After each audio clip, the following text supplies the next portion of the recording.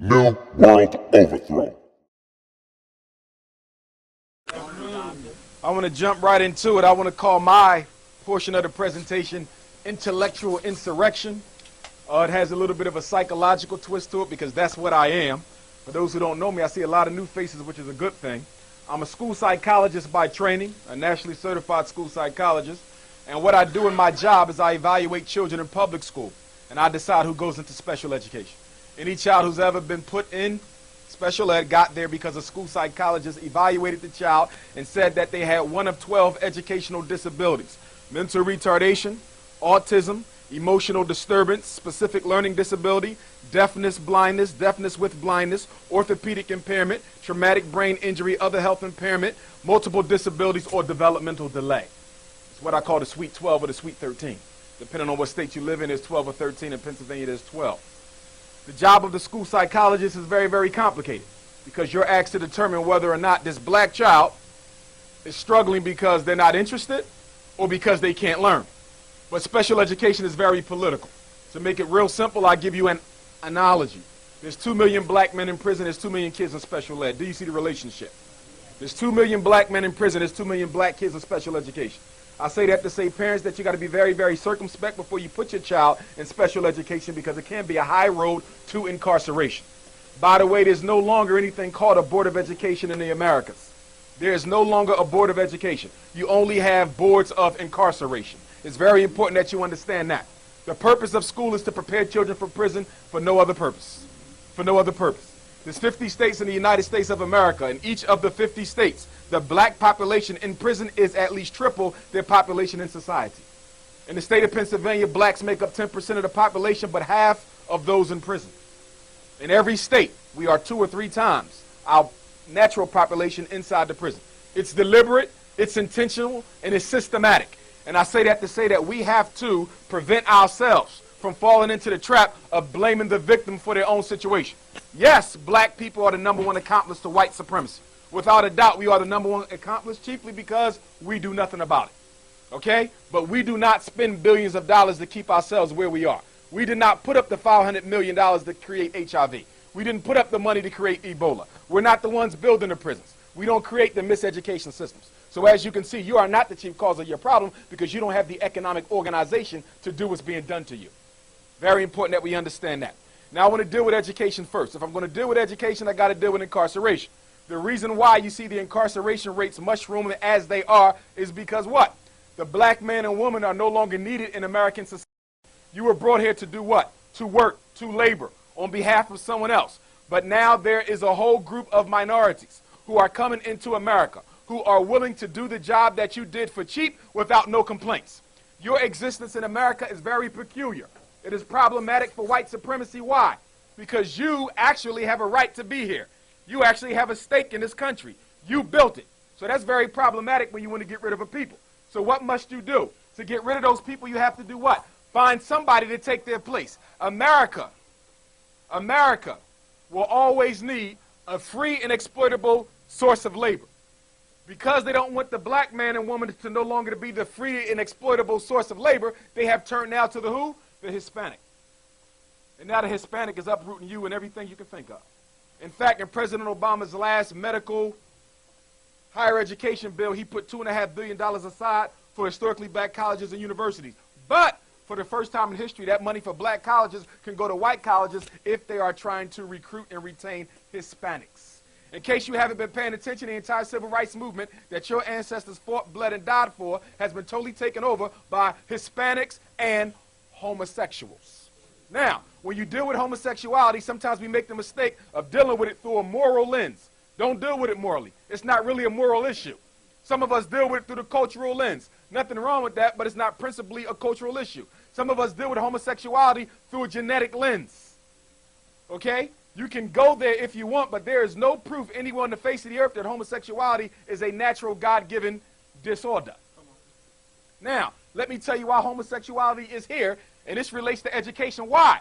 Because homosexuality has now made its way into the public schools. Some of your children are reading books that have same-sex marriage couples in it, and you don't even know this because the books don't come home with the child. Okay? Now, in 1974, Secretary of State Henry Kissinger wrote a national security memorandum dealing with population control in the United States. In this population control memorandum, he recommended to President of the United States, who I believe was Richard Nixon at the time, that if you want to control the black population in America, which is growing, I suggest that we openly advocate for homosexual relationships in the black community.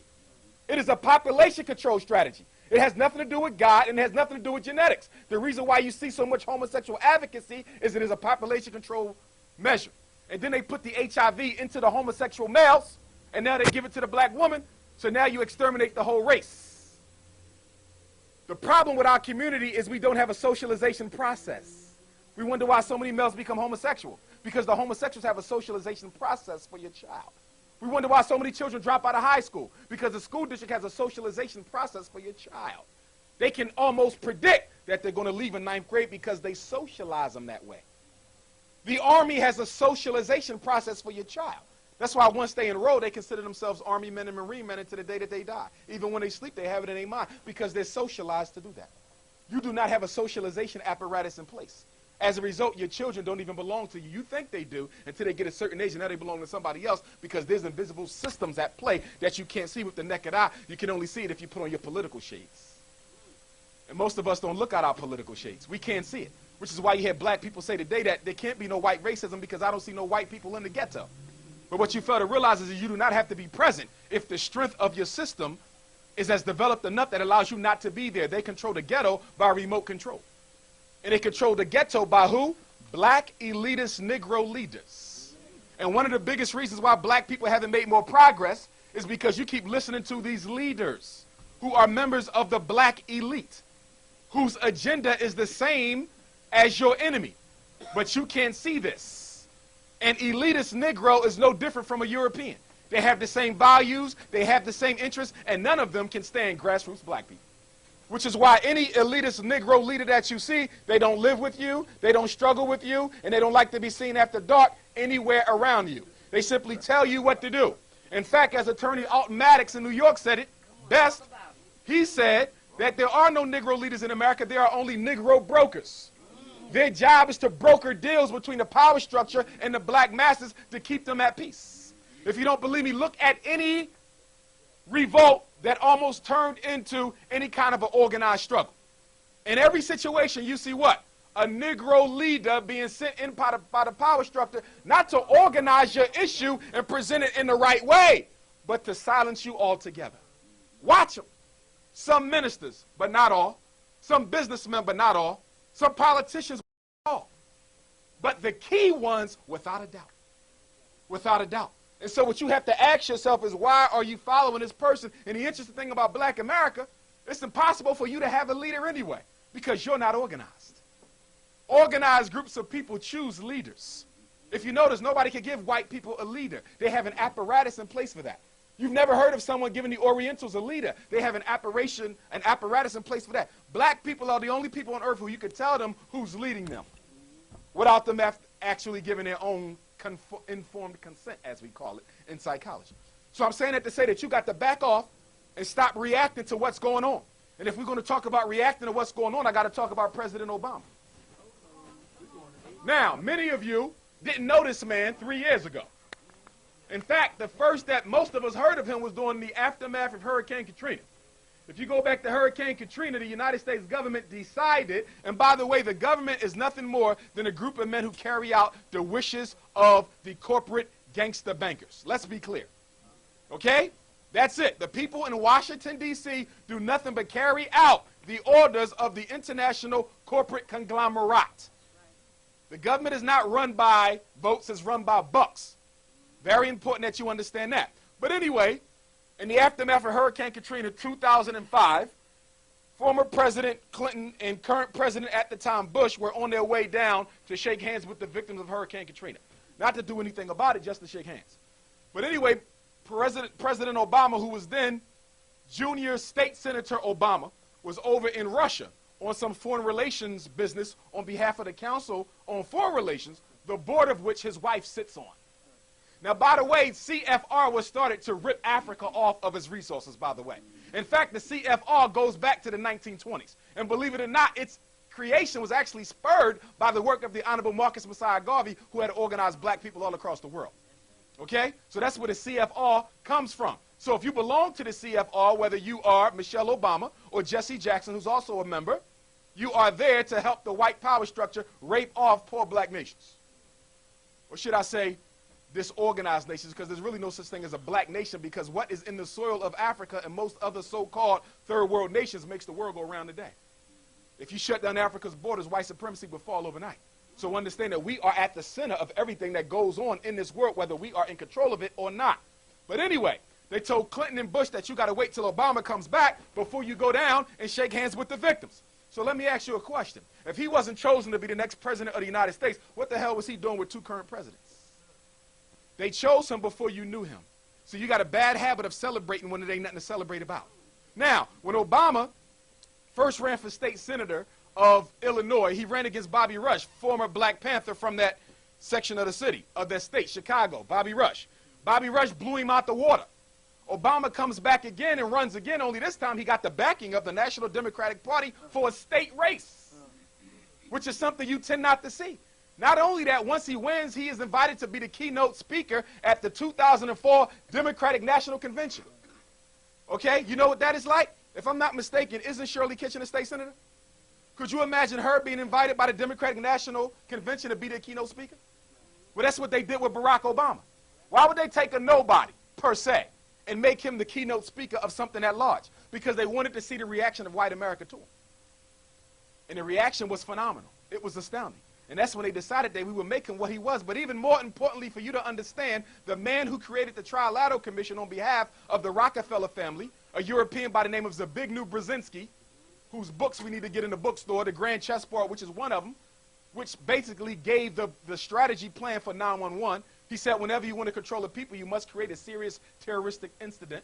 When people are afraid, they voluntarily give up their rights.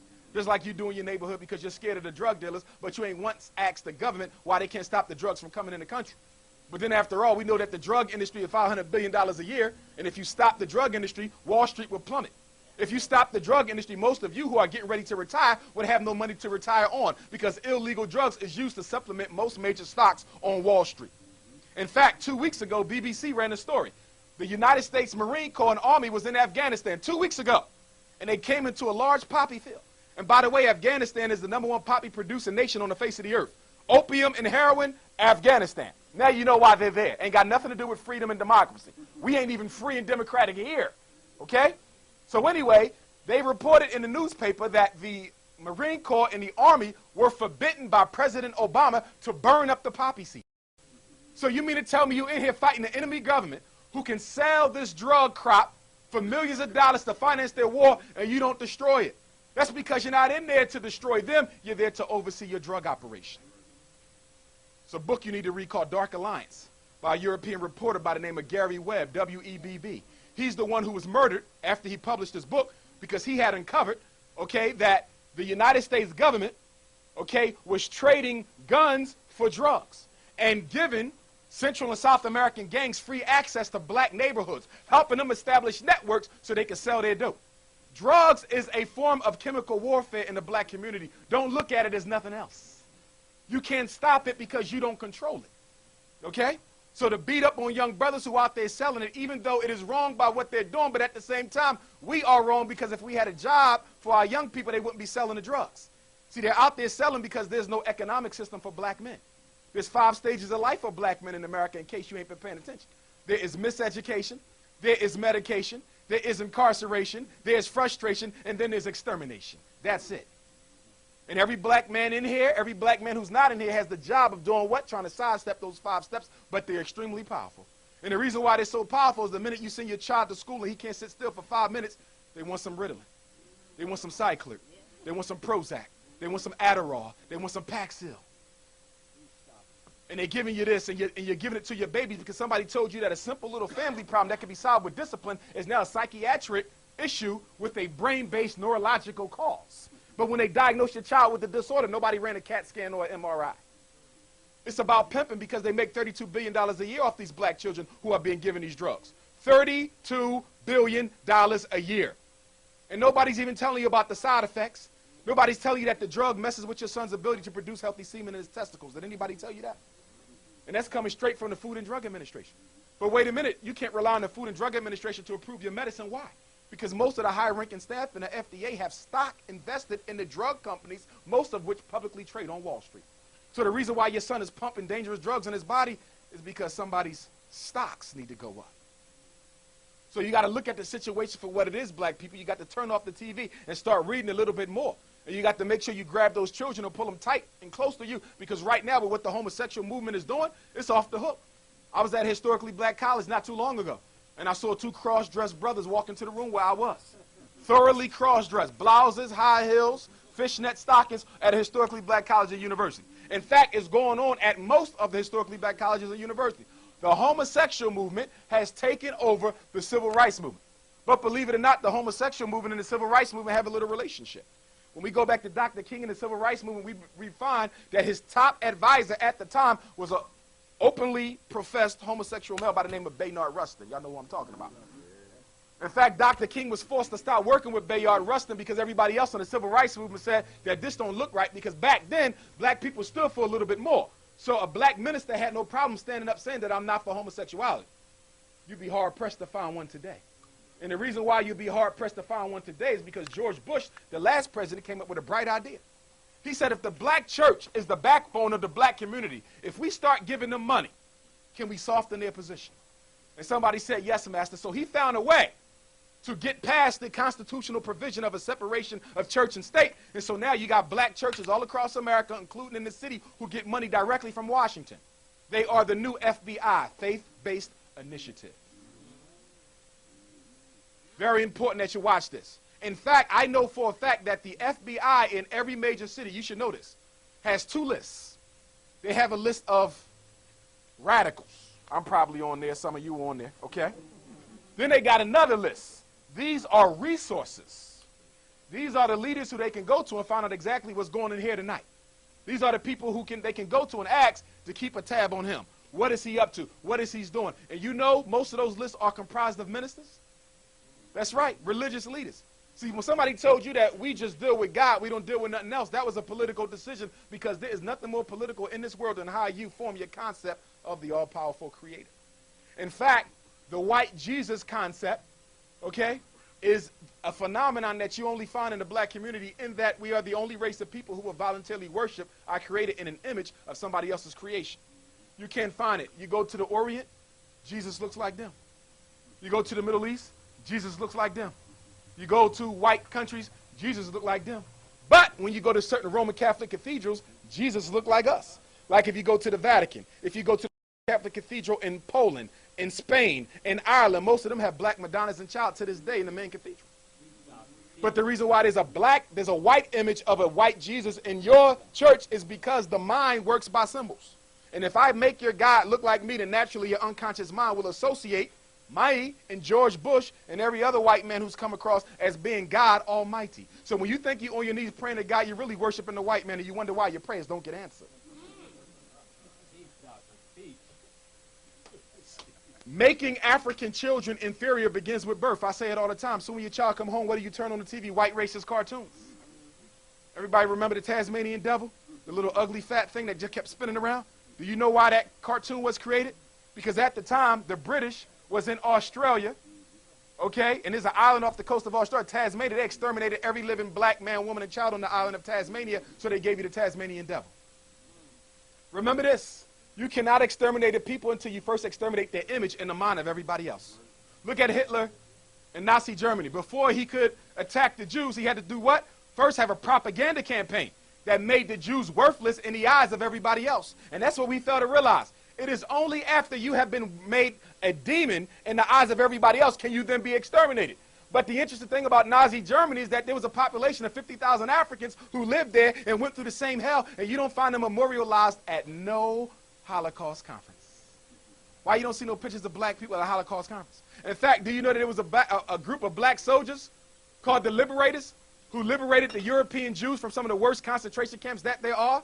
And to this day in Germany, European Jews have an annual celebration celebrating the black soldiers who saved them from Hitler. One thing you got to understand about movies and motion pictures is there's nothing entertaining about it. It's all political. Do you know that there is a office, a committee in the United States Congress that must approve every movie that comes across the movie theater? Why you think you never seen a real movie on the Nat Turner insurrection? Why you think you never seen a real movie on the Garvey movement? Why you think you never seen a real movie on the slave trade? It's not allowed. Why? Because images can wake you up just like they was used to put you to sleep. And that's why when you see black movie producers, if you notice, they're not allowed to do any serious movies either. Or they keep showing you the same hood movie time and time again. Right now, we got a popular comedy out in the movies right now. A bunch of black men acting like fools over the death of their father. And to you, you think it has no image. But when a white person goes to the movie and they watch that, what do you think goes across their mind? They believe that this is what you are. I remember when I was at Millersville University, white boy smacked the black girl in her behind. He was joking around. When he got sent to the dean's office, the dean asked him, why did you do that? He said, I thought that's what they like because that's all I see on television. Images rule the world. Images rule the world. I can sit up here and tell you Jesus is black all day, but if we put a million pictures of a white Christ up here, that's exactly what your brain is going to grab onto because the brain is the creature of repetition. And that's why you got to make sure you do not raise your black children to believe that they have a choice as to whether or not they want to be a man or a woman. Tell them it ain't no choices in this house. You got to stand for something because some of us are confused. The civil rights people got you thinking that you are being a hypocrite of the civil rights movement if you do not stand for diversity in sexual behavior. I got an email the other day. Somebody wanted me to come and speak and facilitate a discussion on sexual diversity. There was gays, lesbians, transgendered, transsexual, metrosexual. Every type of sex was out there. Half of them I never heard of before. Okay? So you got to be careful. You got men out there taking hormones, becoming women. You got women out there taking hormones, becoming men. I know because at my graduate program, we had a class on diversity. They didn't talk about race. You know what they talked about? Homosexuality and lesbians. They've taken over the whole movement. And I'm saying that to say this. You got to stop trying to blend your struggle in with everybody else. Black people got a bad habit of trying to hold hands with every other person on earth who got some color in their skin. And what you fail to realize is all these other people who got color in their skin don't care anything about you. You're quick, the Native Americans. I'm half Indian. So the hell what? I bet you they won't claim you. I'm half Hispanic. So the hell what? I bet you they won't claim you. My grandmother was a Japanese. So the hell what? If she was so Japanese, why you buying her hair? Shouldn't you be growing it?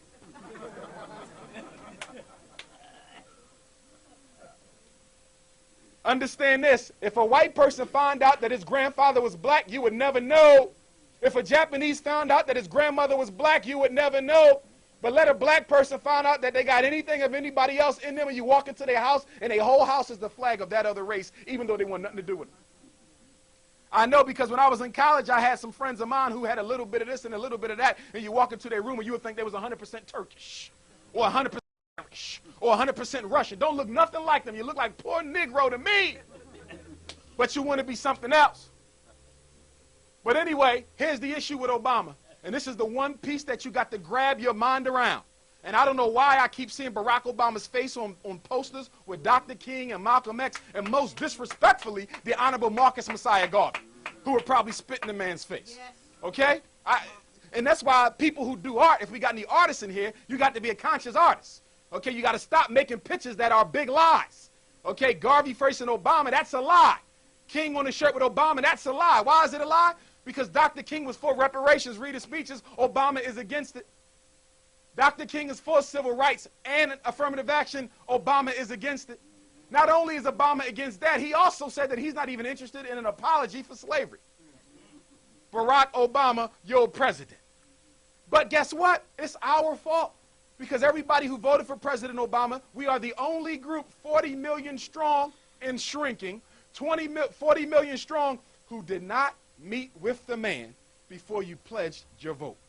You got a bad habit of doing that. You want to know why the Hispanics got a Supreme Court justice out of Obama? Because they met with him first.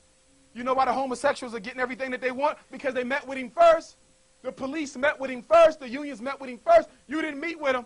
You said his father was African. I said, well, he never knew him, but we don't care. He's half black. Let's vote. Somebody manipulated your consciousness and you ran out and voted for the man. And I'm not saying you did anything wrong because you know you don't choose the president any damn way. The Electoral College chooses the president of the United States. See, that night that Barack Obama won, I was looking at the popular vote ticker. And on the popular vote ticker, he only beat McCain by 3 million votes. You know what that means? He only beat him by one small state. And that's why you wonder why he gets so much hate mail. People say, well, wait a minute, how he get so much hate mail? He won in the landslide. No, he won the electoral college vote in the landslide. The people he won by one state. But here's my issue. You ain't going to catch hell under Obama. You're going to catch more hell when he's no longer in office. Let me tell you why.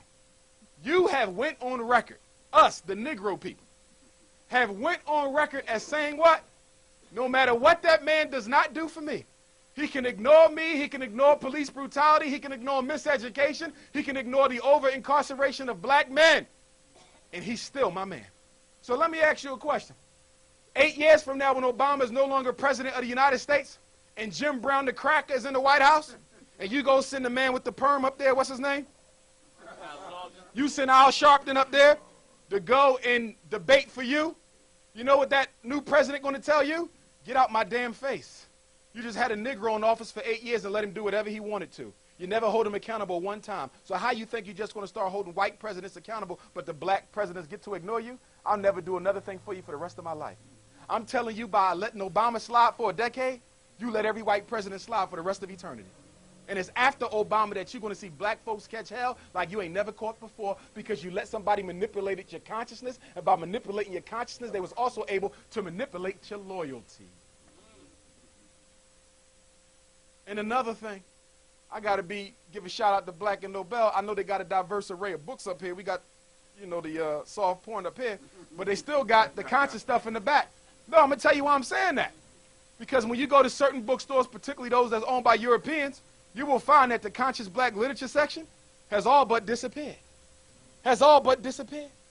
In fact, I was in one not too long ago, and guess what? I walked in, I said, well, where's the serious black literature? And they said, we don't sell that too much no more. And I said, well, why not? And they said, because y'all don't want to read that. I said, well, where is it? He said, you go upstairs all the way to the back, and it's on the left-hand side. The black literature section is about this big. The black exploitation section is as big as Walmart. See that? And here's the situation. Your young children, you got to watch what they read, because reading is access to the unconscious mind. I keep telling people that. The images and messages that are in written print can be sucked up by the unconscious, and the next thing you know, your child is living off the images that they got in the book or off the television. In fact, most of us should get rid of the TVs in our house. We don't even really need them. There's no benefit to it. In fact, I was at a lecture the other day. Some parents got mad at me. I said I wouldn't be mad if every high school in America shut down a football and a basketball team for 25 years. And they said, well, why would you want to do that? I said, well, the number one reason is the only person who benefits from black men being in the NFL and the NBA is middle-class white women.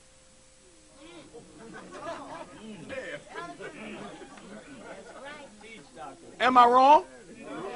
And then they said, well, why is it that somebody said, well, the reason why the black men like the white women is they just happen to be the ones who are there. I said, that's a damn lie, because when they was growing up dead, broken, poor in the neighborhood, there was nothing but black women around them then, but they didn't grab one of them sisters. But you know why? Because the NBA has a socialization process for the athletes. I know, because I know some athletes in the NFL and the NBA, they tell me, do you know soon when you sign your contract, there's a mandatory private orientation? They tell you who to hang with, where you better not go back to. They dissuade you from going back into your neighborhood to help out. They dissuade you from being around certain types of black women. They literally are told you don't want to date a woman who got twists in her hair. It's bad for your public relations career. It's bad for endorsements. They are socialized to marry outside their race. But you know what's so sad about it? If they got broke today or tomorrow, now one of them women will be standing next to them. When I was an undergrad, I did a research study on interracial relationships. And you know what I found? 95% of the relationships between black and white are poor white women and rich black men. You see that? So my question to you is really simple. If it's all about love, if it's about love, why haven't we never found a rich white woman married to a poor black man? If it's all about love. You see that? And another thing, black folks, we got to make sure that we do not allow somebody to make us feel like we are being a bad human being by criticizing certain types of behaviors that are not in the best interest of African people. It ain't nothing personal. I ain't got nothing personal against Charles Barkley and Sidney Poitier. I ain't got nothing personal against Tiger Woods and James Earl Ray and Tay Diggs and Cuba Gooding Jr. and Tim Duncan and Kobe Bryant, and I'll probably be here at 5 o'clock in the morning. I ain't got nothing personal against none of them. But the bottom line is women live longer than men. So if a rich black man marries a poor white woman, when he dies, she now inherits his millions. This is about business. It ain't about love. And the big situation is a lot of our young brothers think when they sleeping with the white woman, they getting over. I'm getting her back for what they did to my aunt. No, you ain't, you dummy. Because every time you go into that cave of hers, guess what? You come out more mixed out than the last time you went in there. You cannot lay down with somebody, cohabitate, and not pick up their energy. So when you lay down with her, you're picking up her energy. You might have thought you was a strong black man, but after hitting that 25 times, guess what? You are as European as any other European male. It distorts consciousness. It distorts consciousness. And I'm going to tell you something from a psychotherapy standpoint. No child suffers more than a biracial black child. If you don't believe me, read Obama's own words in his own autobiographies. Read what that man tell you. I knew I had friends who was biracial. They never quite fit. White folks don't want them, period. And some of us, because we into the whole light skin supremacy movement, we don't want to take them either. And by the way, we do have light skin supremacy in the black community. You do know that, right? Yes, we have light skin supremacy. I know black nationalists who are light skin supremacists. I know black leaders who are light skin supremacists. You'll never catch a sister with color around them. And they never get called on it. Some of y'all, when the babies come out to this very day, you know what you're doing? You're looking at their ears to see how dark they're going to be in 10 years. You're supposed to be celebrating African life, but the slave in you demands to know what is going to be ultimate complexion of this child. Some of you tell your kids don't bring anything home darker than a certain complexion. And just like you got light skin supremacy, you got black skin supremacy. I know some brothers and sisters, they blue, black, purple, and anything lighter than them is inferior to them. That's right. So the light-skinned kids get beat up and picked on in some places, and then the dark-skinned kids get beat up and picked on in other places. And what I'm saying is we got to realize none of us are responsible for how we got here, no matter how dark or how light. See, when you judge black people, you don't judge black people based on skin color. You judge every black person by 5 things, whether it's me, whether it's the leaders on TV, whether it's the person sitting next to you, whether it's your schoolmate. You judge them based on consciousness, courage, commitment, consistency, and creativity. Consciousness, courage, commitment, consistency, and creativity. For example, my black scholars who are working at the white colleges, but they love Africa so much, but all their kids go to white private schools, y'all know who I'm talking about. Y'all know who I'm talking about because y'all bring them to Philly 4, 5, 6, 7 times a year and never asking no serious questions. Live in white neighborhoods, kids go to white schools, but they in love with you. Yeah, the hell right. So you got to understand the difference between somebody who's struggling and somebody who pimping. Because in case you ain't picked it up, black leadership is a very profitable business. I'm surprised they don't trade it on Wall Street. Black leadership stock. Tell me I'm wrong. Right now we got a situation where most of your national black leaders have gotten quiet on the Obama question. It's a war going on in case you ain't noticed. And they all bourgeois fighting, so I don't want you to get too involved in the war, because even though I agree with Tavis and Dyson, they still elitist blacks. They're not coming in the hood to help you organize. But their position is accurate, which is that President Obama has taken care of everybody but blacks, and it's time for him to look at us. But you got other people on the other aisle, I ain't going to say their names because y'all in love with them people, who say Obama basically ain't got to do nothing for black people. Okay, he won, and that should be enough. What's wrong with that argument? We're not fighting a personality. We are fighting global white supremacy. It is a system. Do you understand? So whether I'm in charge or whether he's in charge, you must fight the system, because it ain't about the face you see. It's about the mechanical order behind it. And we've forgotten that. And we've forgotten that. And we've forgotten that. And let me go on to Africa for a moment. Some of us think that they don't want us in Africa. I've been to Africa 3 times, 5, 6 countries. I've never ran into that yet. I'm going to tell you what they don't want in Africa. They don't want somebody with internalized racism going over there making more internalized racists. That's what they don't want in Africa. If you're going to go, leave your basketballs here. They don't need them. Ladies, no disrespect, leave everything you got from Hing Ching Wong at your house. Don't bring it on the airport. They don't need that either. Because when I was in Johannesburg, South Africa, walking around in the hood, you know what I saw? I saw black sisters in these wooden-made perm factories, burning their skin, making a homemade lie, trying to look like you. I'm telling you what I saw with my own eyes. See, what black people have not grasped in America, you are the leaders of Africans around the globe culturally and financially. You gross $850 billion a year. You are the richest group of blacks on the face of the earth. There is no group of blacks who makes more money than the Negro in America.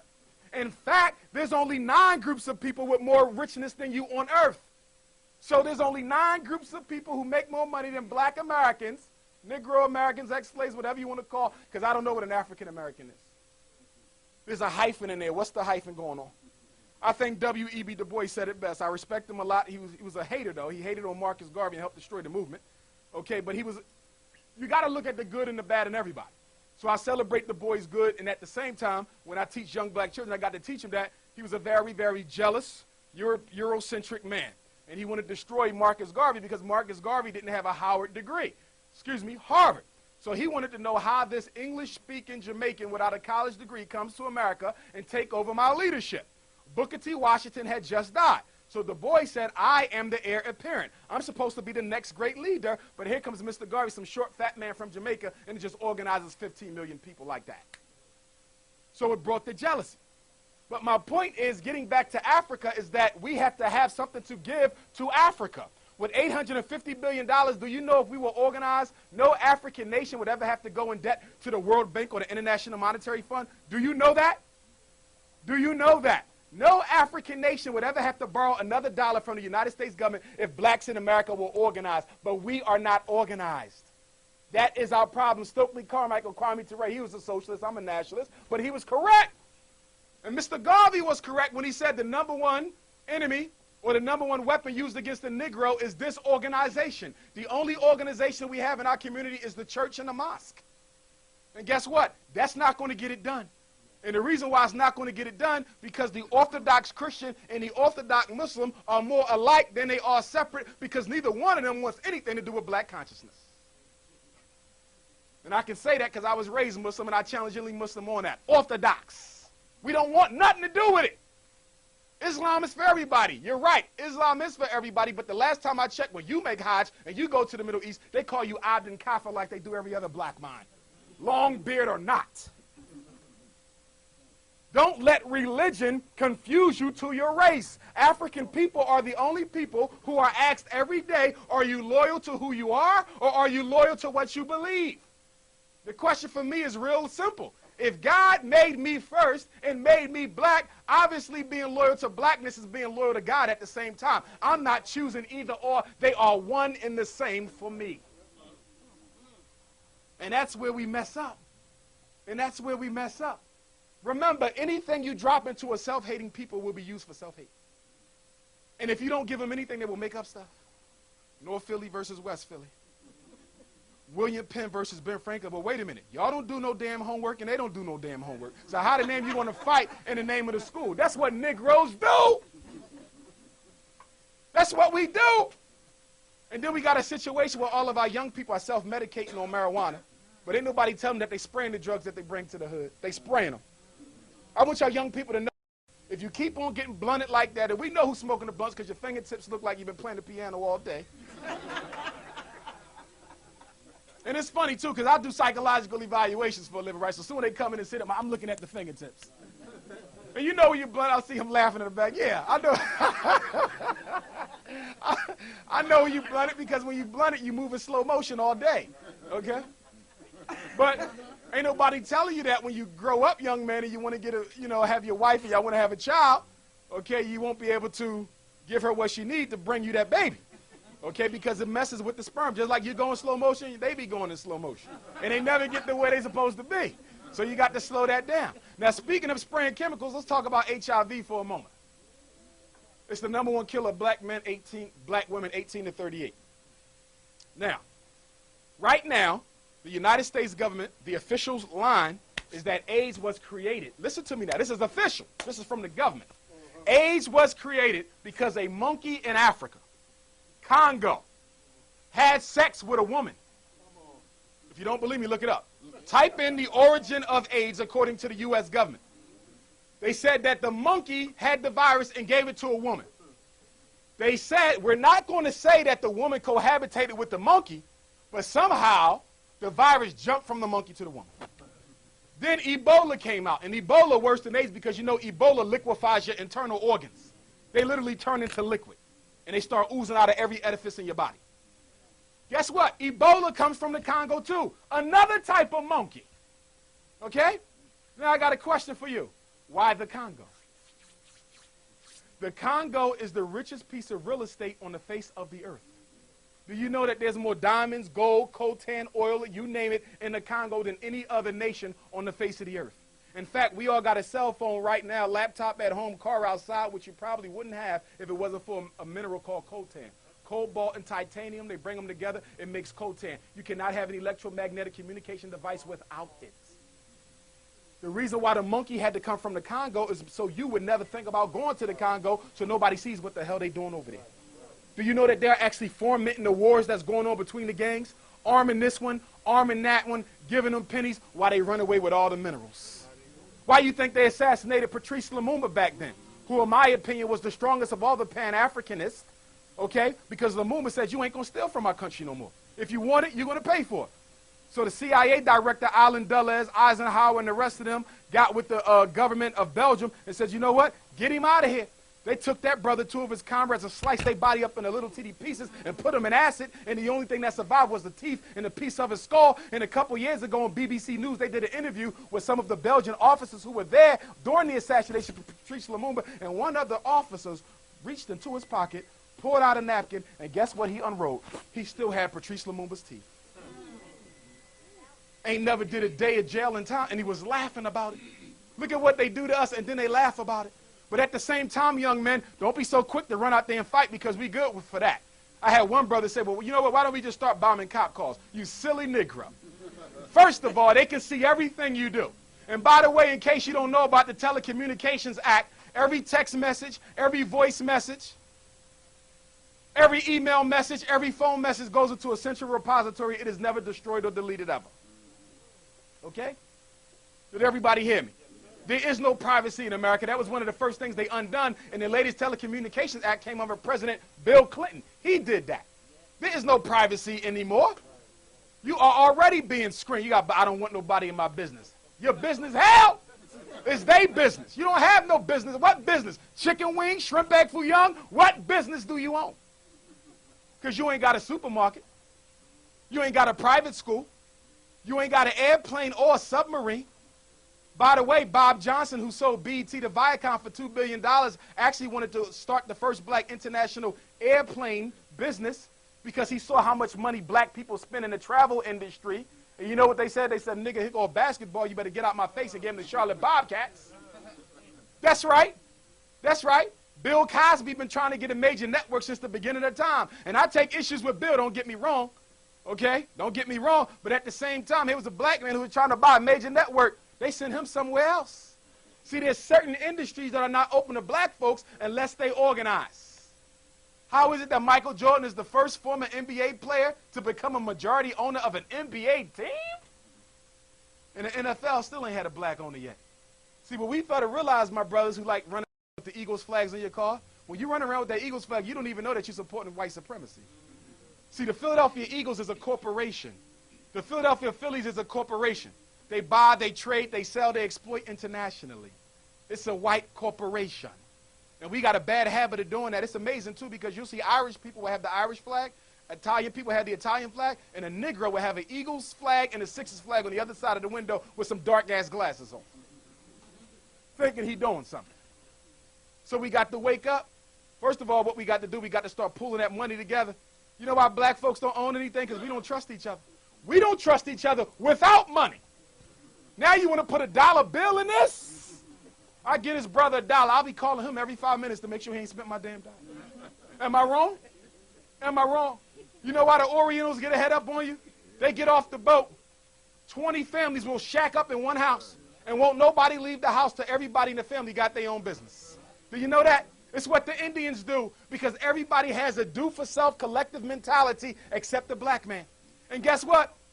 This is good because we need the education. But then it's got to be transformed into action. Because guess what? We have lectured ourselves into extermination. It is time for action.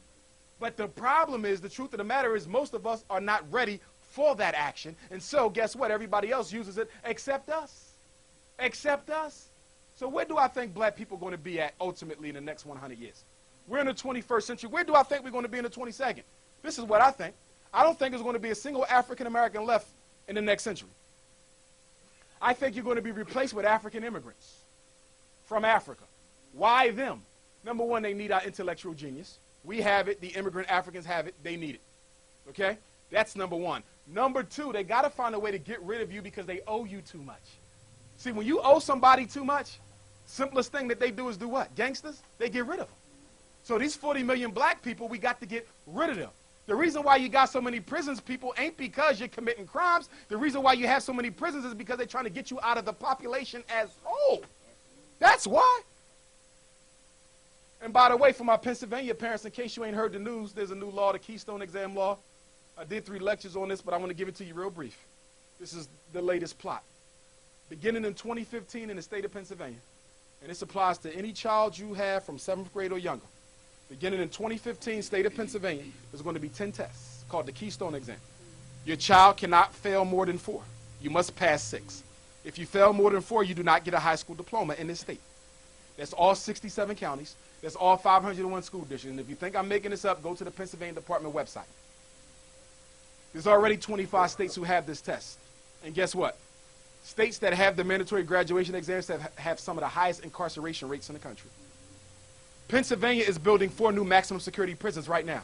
Do you want to know why? Because they know your kids ain't going to pass that test. How do they know your kids ain't going to pass that test? Because you don't socialize them to pass that test. I mean, let's think about it. A black child is born, they run around the house for 5 years. They go to kindergarten, might know how to spell the first 2 letters of their name. But by the time they get to the 5th grade, they can't even read, but they got Xbox, all the latest sneakers, all the latest Christmas gifts at home. You are your child's problem, not the teacher. And you hearing this from a psychologist. I argue with parents. I don't care. I'm going to say, let me tell you something. Your son should have knew how to write his name before he got to my test. If you know your son can't read, why you ain't working with him at home, parents? If you know your daughter can't do math, why you ain't working with her at home? Do you know that if they don't get that high school diploma, they're going to get a certificate of completion, and they will be shut out of any life activity whatsoever? They won't even be able to go into the military, even though I don't think no black child should be going into the military because they're the first to die. They put them right on the front line. We was about 70% of the ground troops in the Iraq war back in the 90s. Furthermore, being a black person in the military is damn near being like a black person in the FBI, the CIA. By the way, do you know that it was undercover snipers from the U.S. Army that shot Dr. King? And it was the Ku Klux Klan who told them where Dr. King was. So believe it or not, the white secret hate groups worked with the government. Remember, it was the U.S. government that told Lucky Luciano, as long as he could get these drugs in the hood, we'll pardon you, you'll get out of jail early. Okay? So they all work together. White supremacy is white supremacy. Illegal and legal. The bottom line is they got one goal in mind, the extermination of all African people, period, at least in America. At least in America. But they're working on Africa because even though there's 800 million people in Africa, at the rate of AIDS, they say that there might not be a black person on the continent by 2052. That's your lifetime. Could you imagine going to Africa with no black people? That's what they're trying to do because even though you hate Africa, they love Africa. They love it. They always there. When I was on an airplane in Nigeria, I thought I was on my way to Tokyo. The whole airplane was Oriental. And you know what they're doing in Nigeria? They are buying up the industry just like they do right outside your house. In Nigeria, they own all the chicken farms. They own all the turkey farms. They own half the fast food restaurants. Nigeria and certain states in Nigeria look just like North Philly. And guess what? When they go to Africa, they catch malaria, but they still keep on coming back. See that? You got aliens coming and taking over your native land because you don't want nothing to do with it. Talking about you ain't left nothing in Africa. The worst thing you can do is cut yourself off from your life vein. Because as Africa goes, you go. The reason why you get disrespected in America is because the black man in Africa gets no respect. Do you really think that you can set yourself up as a nation apart? In fact, that's what the Hispanics are doing. Because remember, up until 1970, there was no such thing as a Hispanic. There was Africans who spoke Spanish and Africans who spoke English. But because they knew that the Africans who spoke Spanish, many of them didn't want to accept the fact that they were African, they gave them a name for themselves and called it Hispanic. So when they talk about the Hispanics about to surpass the blacks, you got to ask, what is the definition of it? Because a lot of the people you're talking about are blacker than me and my mother. You understand? They are using names and titles to separate people. Now, Haiti. Let's talk about this Haiti nonsense. Hugo Chavez, the president of Venezuela, on CNN, a few days after the hurricane, said that the United States Army Corps of Engineers was testing atomic weapons on the ocean floor by Haiti. And it was the atomic weapons that caused the earthquake, not nothing natural. You want to know why Hugo Chavez knows that? The earthquake wasn't even meant for Haiti. It was meant for Venezuela. But they missed the mark. And if you notice, it's been 3 or 4 other Central American nations been hit because they can't quite get it right, but they're doing it to smash him. Oh, they did hit him? Okay, so they did hit him. I didn't even know that. You see this? He has perfected the art of using nature against you. And you know what's so suave about it? You never know for sure whether it was nature or him. That's what he did in Hurricane Katrina, which was so sad. I was down there last summer. Okay, they ain't fixed nothing up in the 9th Ward. Half the black people wasn't allowed to go back home. But the rich white folks was allowed to come in and rebuild. Do you want to know why they moved everybody out of the 9th Ward? Why did they flush the brothers and sisters out? Because a few weeks prior, you know how they do the oil taps? They found oil under the projects. Yes! They found oil under the ground with all these poor black people, and they said, how are we going to let them get out of here and not know we got this? Somebody said, wash their asses out. And that's exactly what they did. For oil, good people. For oil. And last week, what President Obama said, he's going to give the okay to start doing off-draw oiling again. Okay? Everything is political. Everything is connected. Stop giving your enemy the benefit of the doubt. And one thing we got to agree to disagree on is this. Whatever your relationship with Europeans is your business. But when it comes to the business of organizing African people, what we do is none of their damn business. Some of y'all ain't realized that yet. You're the only people who will tell your intimate business to other people. Okay?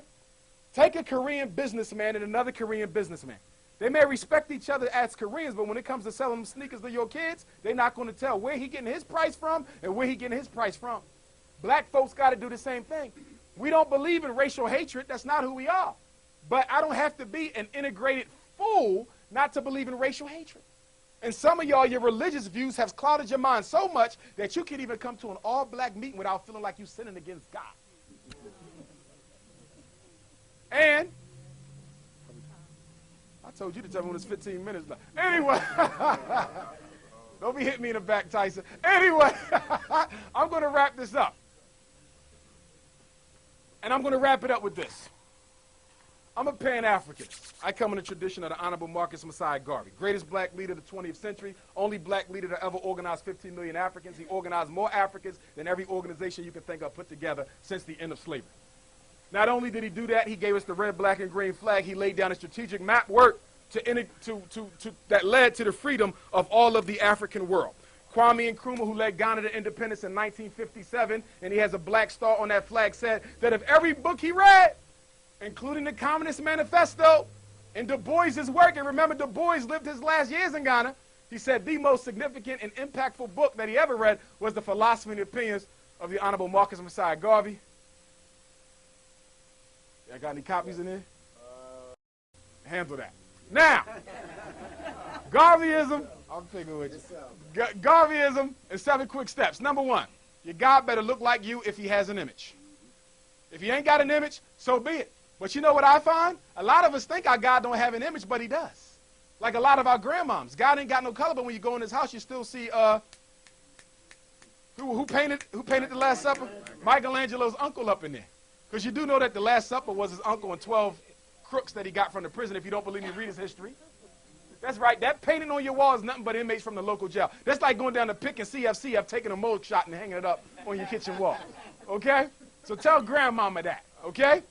All right? But number 1, your God, if you're going to have one, better look like you. And believe it or not, that didn't even start with Marcus Garvey. You know who started that first? A black man by the name of Bishop Henry McNeill Turner. He was one of the grandfathers of Pan-Africanism. He was the first black chaplain general in the U.S. Army, and he was the one who was elected to the, I think it was South Carolina, North Carolina legislator, and he called the red, white, and blue flag a dirty rag in front of the white Congress people before slavery ended. Bishop Henry McNeill Turner. So your God better look like you. Number 2, African identity. Identify with who you are. I know there's a lot of different theories over there on the word Africa, but I'm going to take my knowledge from the greatest African scholar warriors, being Sheikh Anajo, Ivan Van Sertima, Dr. Ben, and others. The word Afra-Ka was in existence in Africa before the white man came there. And you know what it means? It means birth of man. So you got to identify with who you are. If you want to use other names, but don't let nobody tell you you can't call yourself an African. I don't give a damn who they are, what they believe. The next one is African identity. You must have race pride. There's nothing wrong with being proud to be black. You're proud to be Christian, you're proud to be Muslim, you're proud to be Hebrew, you're proud to be this, you're proud to be that. And there's nothing wrong with your religious pride, but you must also have race pride as well. Raise your child with that. Independent African political power, independent African economic power, unity, and the last thing is that the nationhood must be based in Africa. All of you don't need to go back, because some of you are going to cause more problems than you solve. But you must have a centralized nation base, and it must be the richest the richest continent on the face of the earth. It must be Mother Africa. That's where the international government must be based, although we can live anywhere we want on the face of the earth. And believe it or not, if you don't decide to get up and work with Africa or relocate or do something, sooner or later, you're going to be forced to do it anyway.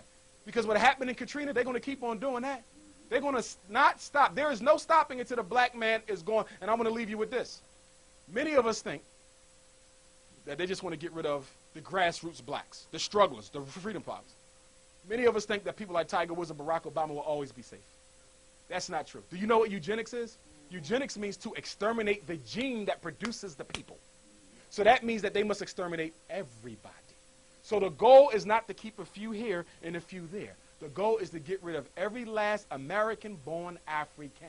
Only then can white supremacy be completed. But guess what? The gift and the curse is one and the same. If black people in America stand up, black people all over the world stand up. Everybody's waiting on us to wake the hell up and do what we need to do. And they will follow suit, just like they follow us in the NBA, just like they follow you to get your hair permed. They will follow you to revolution. Join an organization if you're not in one, but make sure it's a serious organization, not with a leader who just wants to pimp the masses. It must be a serious organization. But you join one. If you can't find one, then you start one. A non-religious one. Church plus something else. Because some of y'all said, I already belong to the church. No, no, no, no. The church plus one. And I'm going to leave you with a quote. Honorable Marcus Messiah Garvey, who said, without confidence in self, you are twice defeated in the race of life. Without confidence in self, you're twice defeated in the race of life. With confidence, you have won even before you have started. Frederick Douglass, an ancestor of mine, who said that in so many words. I'm going to paraphrase the quote because it's leaving me right now. Black folks want things easily done, but they don't want to put forth the sacrifice and the struggle that's necessary to do it. Our problem is we want progress, but we don't want to lose no money. We want progress, but we don't want to lose our jobs. We want progress, but we don't want to lose our life. Guess what? Especially for Christian folk, I know you know this well. There can be no redemption without bloodshed. So in order for us to get where we need to be, some of us are going to have to be willing to die. Thank you very much. I'm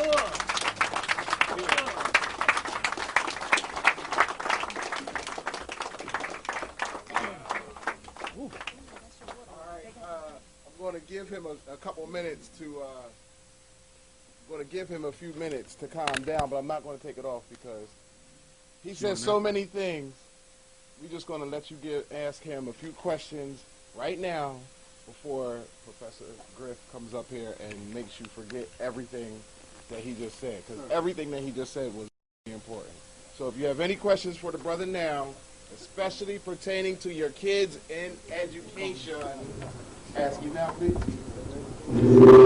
Yes, sir. What's your outlook on music?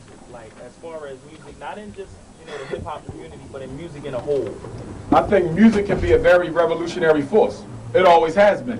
When you look at any great revolutionary movement, there was music to go with it, whether it was an African movement or a non-African movement. But just like music can wake you up, music can also put you to sleep. In fact, when you come into a community, if you don't know the mental state of the people, all you have to listen to is the popular tunes that they play.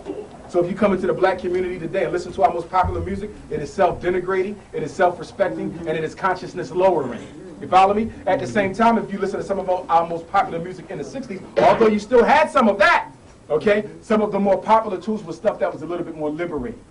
And the responsibility of the black artists is, if they're going to engage in the foolishness, you must also put some cuts out there, okay, that are very, very powerful and spiritually uplifting. They're not doing that. Now, don't get me wrong, there was black on black crime before gangster rap, but gangster rap glamorized it. And since the presence of gangster rap, the degree of black on black violence has climbed. So for any rapper to stand up here and say that my music does not impact the black on black violence, that's a psychological lie. Music, and there's been studies to show that music can actually Determined behavior, not to the extent that I go out and kill somebody, I can blame the rapper. I'm not talking about that.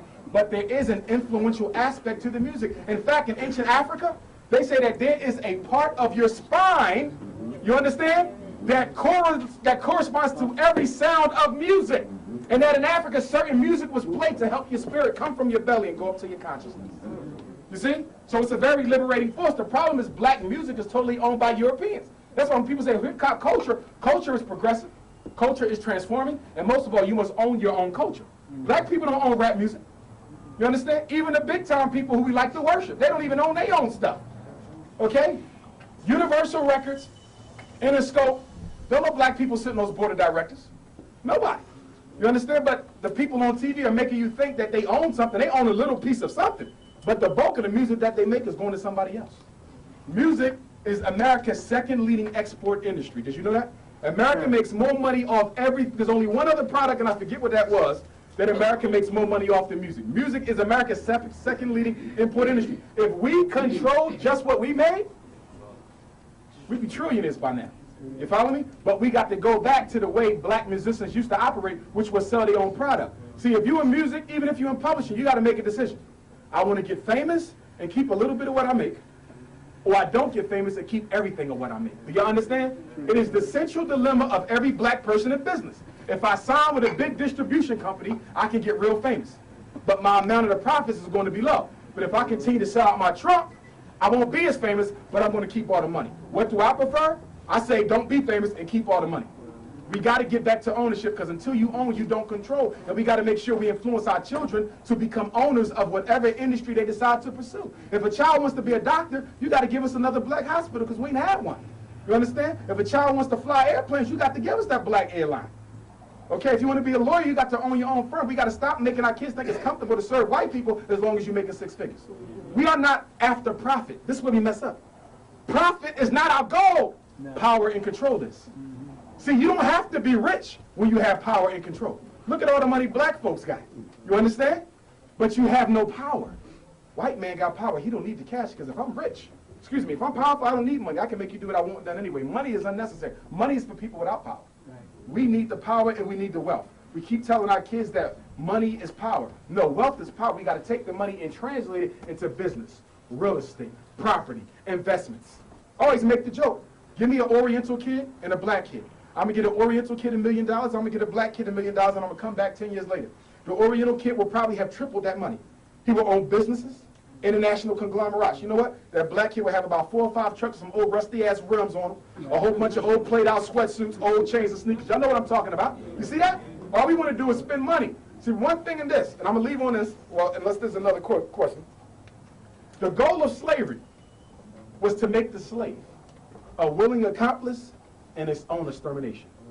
The goal of slavery is to make the slave a willing accomplice in his own extermination. If I can get you to play a role in your own extermination, I don't have to be in your neighborhood. If I can get you to play a role in your own extermination, I don't even have to be in a prison with you. I don't have to be in the corner store. I know what you are thinking. As Dr. Carter G. Woodson said, who was a Garveyite, he said what? With a slave, if you control a man's thinking, you ain't got to tell him to go to the back door. He'll go on his own. Right. It's the socialization. It's the conditioning. And if he goes back there and it ain't no dog, brother, he'll knock one down and make one himself. It is the power of mind control. Slavery, post-traumatic slave disorder, is nothing but controlling a man's mind. And this is what I say to my revolutionary brothers. Some of them think they're revolutionary, but they're not. Okay? This is what I got to tell them. Before we can do anything else, we got to have a mental revolution first. Do y'all understand? Yeah. People want to go out there and fight with guns. People want to go out there and let's go build this. We can't. You want to know why? Because the 2 biggest enemies in the black community is what? Jealousy and envy. I don't give a damn how many books you read. Until we stop being jealous and envious of one another, we ain't going to get nowhere. How many times have y'all been in meetings with a bunch of other young black folks and somebody destroyed the whole damn thing? Jealousy and envy.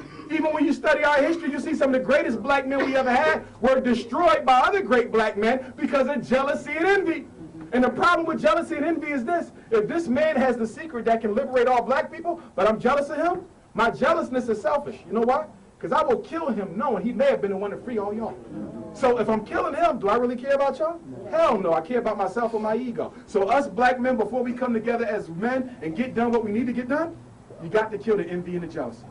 And that's why I respect Dr. King and Malcolm so much, because for the first time, two serious black leaders, other than Frederick Douglass and Martin Delany, was able to come together, agree to disagree, and King and Malcolm was actually going to join forces. Dr. Malcolm met with Coretta Scott King 3 weeks before he was assassinated. Dr. King was in jail at the time. They had sketched out a program for the Organization of Afro-American Unity and the Southern Christian Leadership Conference to come together and work together. J. Edgar Hoover found out about that. You know what happened to Malcolm. And then 3 years later, the Army, you see what they did to King. But that was the first time that two major leaders was able to put the ego to the side for the good of the race. If you got ego, you can't be for us. It's really just that simple. Anybody else? Yes, sir. Yes, I'm into like the conscious rap thing. I write the music. I write the lyrics, and I listen to all that kind of stuff. How many years from now do you think it would take to like get? If you remember like the late '80s and early '90s when it was on the mainstream with the conscious rap, Public Enemy, Poor Righteous Teachers, and the like.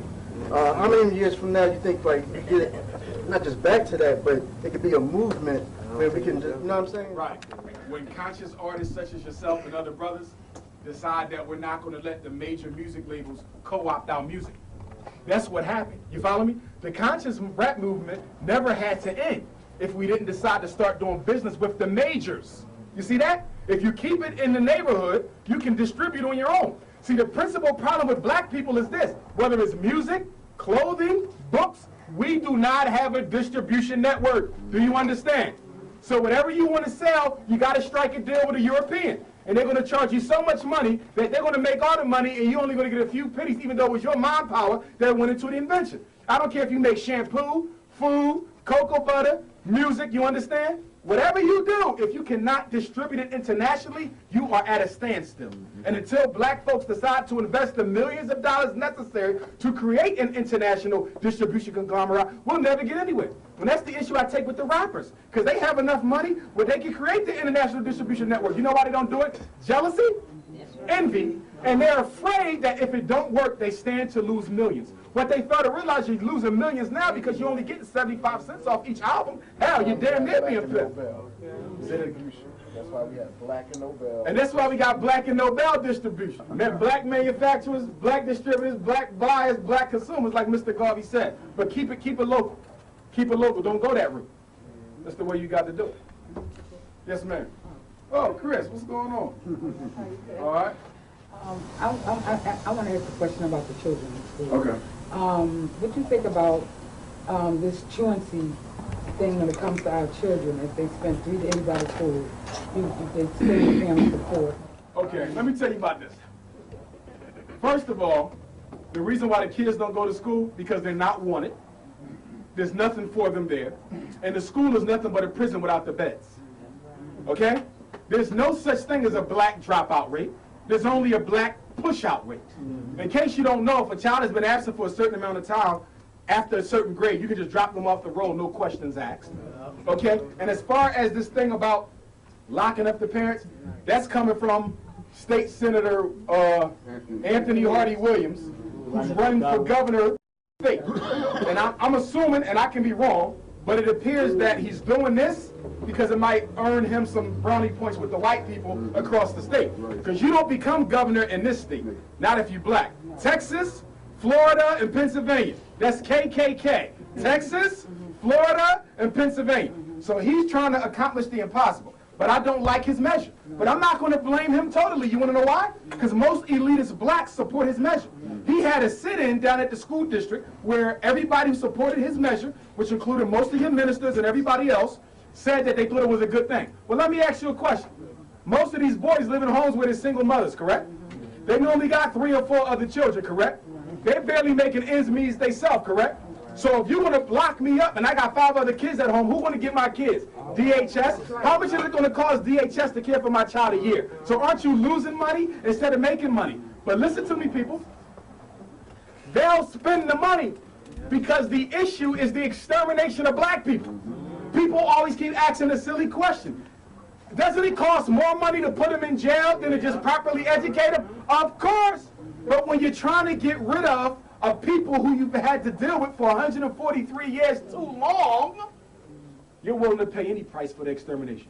And that's what they do. It's the same thing with the flash mobs. Yeah, flash mobs. They flipped out with the flash mob. This is how they use the media to mess with your mind. If you notice with the flash mobs, they actually videotape the kids stomping the people. Yes. They made it like a movie.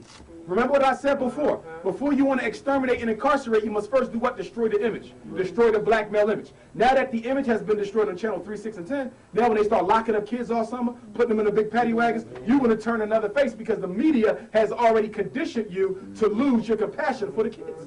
You want to deal with flash mobs? I'll tell you what you do. You give those kids after school and summer jobs. You give them meaningful after school program. You know what the flash mob is? That's a bunch of kids who are saying, y'all should have something for me to do. And since you don't, I'm going to tear up the damn neighborhood. That's all it is. Thank you. Thank you. Oh, we got one more. Listen, I didn't bring any tonight. Last thing, I want everybody to listen to my radio show, the Umar Johnson Show, every Wednesday, 6 to 8, 1540. Don't forget that. 1540 a.m. every Wednesday, 6 to 8. You can also listen online at WNWR.com. I'm on New World Radio. And I have business cards at the end for any of you, particularly those who have children, if I can be of some assistance. Do not get your child evaluated. Do not put them on drugs until you talk to me first. Could you repeat the radio 1540, 1540 AM, WNWR.com. WNWR.com. You can also download last week's show anytime until this coming Wednesday show. You can also listen to the radio show on your phone live at 215-554-6101. Good brother. What time? 6 to 8 Wednesday. And I got to get you on here too before this Mamiya thing jump off. Doctor, would you also enlighten this illustrious brothers and sisters about the 22% of the literacy rate that they said that they pegged among many of the students that failing to graduate? Well, see, here's the situation with the illiteracy. They're not teaching. The fundamental problem in education is only 9% of all public school teachers are black. 91% of public school teachers are white. Now remember, the last institution to fully integrate in America was the what? Schools. Do you remember? That went up into damn near 1980. You follow me? So if the schools was the last institution to integrate, how about the people who are actually teaching the black kids in the schools? What do they feel about that situation? See, a lot of the white teachers who teach black kids would rather be in the suburban districts, but there's not enough jobs there. They are forced to be here. And another problem I got with public education, too many people who do not want to teach, who are not teachers by training, are only there to get a paycheck. It's the only job where you're guaranteed to make some money if you're a lawyer and you can't get a job with one of the major law firms. You go and get an emergency cert and you teach. I ain't got a problem with emergency certs if you're there for the kids, but if you're only there to make sure you're keeping food on the table at your suburban household, I got a big issue with that. And the biggest issue is this: the white teacher union, the American Federation of Teachers, the Philadelphia Federation of Teachers, the National Education Association, both of which opposed integration back in the 60s, by the way, okay, are the biggest stiflers of educational innovation. Because anytime you say, look, I want the teachers to only get a raise if their kids are learning. If you want to link teacher pay to student performance, the unions are against it. The unions are against anything that makes white teachers accountable to black children, which is why black teachers got to start their own unions. They got to stop being a defunctory group of the white unions. Black principals got to start their own unions. You cannot do anything with them. You must have your own, or you'll never be able to improve education for your own children. When the union go on strike and I see the black teachers out there screaming, what are you out here for? You should have a whole separate agenda. And the union never has nothing on their list of demands that has anything to do with improving the quality of education for the kids. There's too many people at 440 North Broad Street who have six-figure salaries who don't do a damn thing. There's too many people down at City Hall who got six-figure salaries who don't do a damn thing. If we shook all the jobs that don't need to be there, we would have enough money for all these kids to be taught appropriately. We would also have enough money for them to be hired at a job after school and during the summer all year long. That's the bottom line situation. But we also got to put responsibility on our churches. There's a church on every other corner. There should be a tutoring program on every other corner. And for the mega churches, they should have their own school. I'm not talking about a Christian academy.